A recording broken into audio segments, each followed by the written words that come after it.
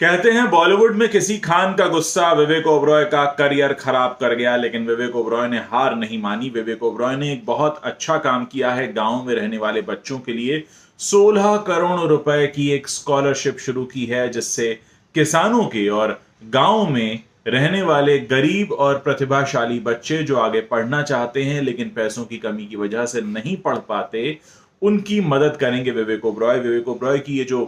पहल है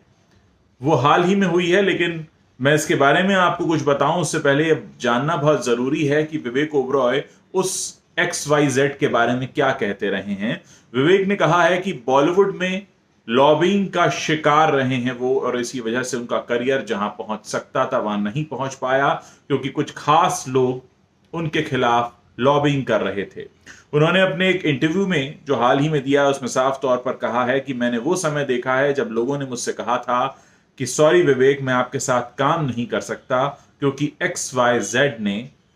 आप समझ रहे होंगे मेरा इशारा किस तरफ है, XYZ ने हमें ऐसा करने से मना किया है। यानी बॉलीवुड में लॉबिंग होती है, इस बात को विवेक ओबरॉय ने अपने इंटरव्यू में कई बार स्वीकारा है, लेकिन फिर भी विवेक ने हार नहीं मानी,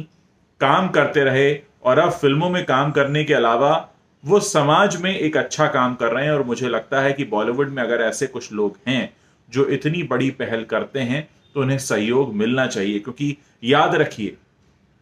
बॉलीवुड में कुछ लोग ऐसे हैं जो अपना करियर बनाने के लिए दूसरों का करियर खा जाते हैं। सुशांत सिंह राजपूत वाले मामले में क्या हुआ हमको सब याद है, और हमने बहुत कुछ सीखा और देखा जाना है। अब अगर ऐसे कुछ लोग हैं बॉलीवुड में जिनका करियर कुछ खास लोगों ने बार बार कोशिश करके खराब किया है, और अगर वो समाज के लिए कुछ कर रहे हैं, तो ऐसे लोगों को आगे बढ़ाना हमारा कर्तव्य है। मैं यहां ये बात इसलिए कह रहा हूं क्योंकि इस दुनिया में बहुत ऐसे कम लोग होते हैं जो, जिसको कहते हैं ना, तालाब में रहकर भी मगरमच्छ से बैर करना और फिर आगे बढ़कर अपनी अलग पहचान बनाना। विवेक ओबरॉय के इस काम की तारीफ की जानी चाहिए ऐसे समय में जब वो XYZ गांव में रहने वाले बच्चों के लिए कुछ भी नहीं कर रहे हैं, क्योंकि वो अपना ब्रांड बनाने में लगे हैं, अपना NGO चलाने में लगे हैं। और दूसरी तरफ विवेक ओबरॉय ने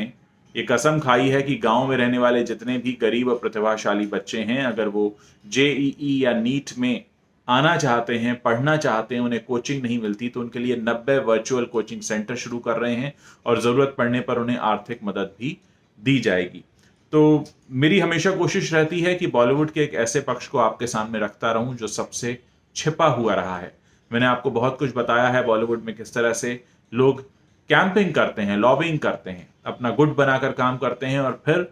जो लोग उनके हिसाब से सूटेबल नहीं होते उनके साथ कैसा हश्र किया जाता है, ये आप पिछले 6 से 8 महीनों में जान चुके हैं।